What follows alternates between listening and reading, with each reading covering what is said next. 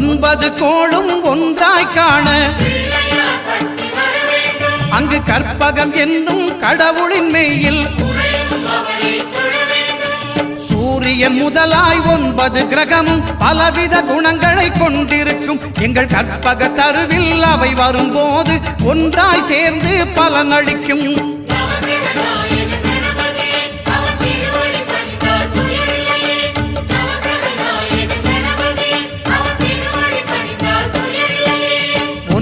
கோளும் ஒன்றாய் காண